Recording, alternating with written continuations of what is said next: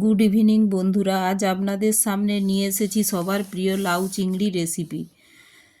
তার জন্য আমার লাগছে একটি লাউ, ফোড়নের জন্য লাগছে লঙ্কা, তেজপাতা, 5 ফোড়ন, আরও লাগছে লবণ, হলুদ, চিনি, সরষের তেল, বড়ি, ভাজা চিংড়ি মাছ, কুচানো টমাটো, পেঁয়াজ, আলু, লাগছে ধনেপাতা, গরম মশলা আর ধনে পাউডার, জিরে পাউডার। এবার আমি একটি কড়াই নিয়ে গ্যাসের ওভেনে বসিয়ে দিলাম এবং এটার গরম হলে আমি ওর মধ্যে দিয়ে দেব সরষের তেল। দেখুন আমি 4 টিস্পুনই মাত্র সরষের তেল দিলাম, এতেই পুরো রান্নাটা হয়ে যাবে, খুব কম তেলে হয়ে যাবে। এবার এর মধ্যে দিয়ে দিলাম বড়ি। বড়িটা লাল লাল করে ভেজে তুলে নেব। এই বড়িটা আগে থেকে ভেজে তুলে নিচ্ছি, কারণ বড়িটা আমি দেব রান্নার ঠিক 5 মিনিট, রান্নাটা কমপ্লিট হওয়ার 5 মিনিট আগে। বড়ি আর এর মধ্যে যে ভেজে রাখা চিংড়ি মাছ, এটা আমি 5 মিনিট আগে দিয়ে দেব, রান্না কুক হওয়ার 5 মিনিট আগে। এবার এর মধ্যে এই বাকি তেলের মধ্যে আমি দিয়ে দিলাম ফোড়ন, তার সাথে দিয়ে দিলাম কুচানো পেঁয়াজ। পেঁয়াজগুলো আমি একটু নেড়ে নিয়ে আমি ওর মধ্যে দিয়ে দেব কুচিয়ে রাখা টমাটো। এই লাউয়ের মধ্যে, লাউ আমাদের ওয়েট লস করতে খুব কাজ করে, তাই লাউ খেলে ভালো এবং আমাদের শরীর হাইড্রেটও রাখে। এর মধ্যে দিয়ে দিলাম আমার পরিমাণ মতো লবণ। লবণ দেওয়ার জন্য এখন পেঁয়াজ আর টমেটো থেকে একটু জল বেরিয়ে যাবে এবং ওটা গলে যাবে তাড়াতাড়ি। এবার ওর মধ্যে দিয়ে দেব আমার আগে থেকে কেটে রাখা আলু।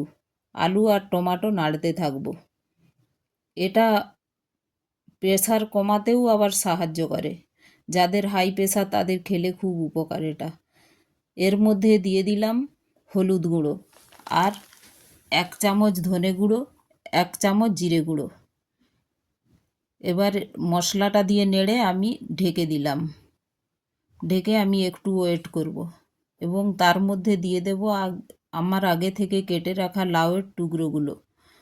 লাউয়ের টুকরোগুলো ছোট ছোট করে কাটবেন। দেখুন আমি কিভাবে কেটে নিয়েছি, ফাইন করে কেটে নিয়েছি। এটা নাড়তে নাড়তে দেখবেন অটোমেটিক লাউ থেকে জল বেরিয়ে গেছে। ওই লাউ থেকে যে জলটা বেরিয়েছে ওতেই পুরো রান্নাটা হয়ে যাবে। আমি এতেও একদমই জল ইউজ করছি না। দেখুন আবার আমি 5-7 মিনিট এটা ঢেকে রেখে দিলাম। খুব কম সময়ের রান্না, 5-7 মিনিট ঢেকে দিলেই এটা প্রায় হয়ে হয়ে আসবে। তখন ওই সময় আমি নেড়ে ওর মধ্যে আগে থেকে আমার ভেজে রাখা বড়ি আর আগে থেকে ভেজে রাখা চিংড়ি মাছটা দিয়ে দেব। দিয়ে আবার নাড়তে থাকবো।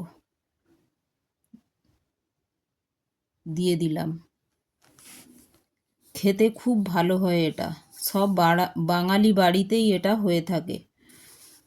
বিশেষ করে গরমকালে তো এটা খুব ভালো। গরমকালে আমাদের গরমও কম লাগে এটা এই লাউয়ের কোনো রেসিপি খেলে। তো এইভাবে করে নেড়ে আবার আমি রেখে দিলাম 5 মিনিটের জন্য। স্লো আঁচে এটা একটু কুক হতে দিলাম। 5 মিনিট পর দেখুন রান্নাটা কত সুন্দর কমপ্লিট হয়ে গেছে। আমি নামানোর ঠিক আগের মুহূর্তেই এর মধ্যে দিয়ে দেব কুচানো ধনেপাতা, কয়েকটা কাঁচা লঙ্কা চেরা, আরও দিয়ে দেবো গরম মশলা পাউডার আর স্বাদ মতো চিনি দিয়ে এটা নেড়ে নেব। নেড়ে আমার রান্নাটা কমপ্লিট। আমি এটা নেড়ে গ্যাসটা বন্ধ করে দেব এবং আমি 5 মিনিটের জন্য এটা ঢেকে রেখে দেবো। আমার গ্যাস বন্ধ করে দিয়েছি। এটা রান্নাটা কমপ্লিট হয়ে গেল। 5 মিনিট পরে আমি এসে খুলে দেখব। দেখুন কত সুন্দর রান্নাটা হয়ে গিয়েছে।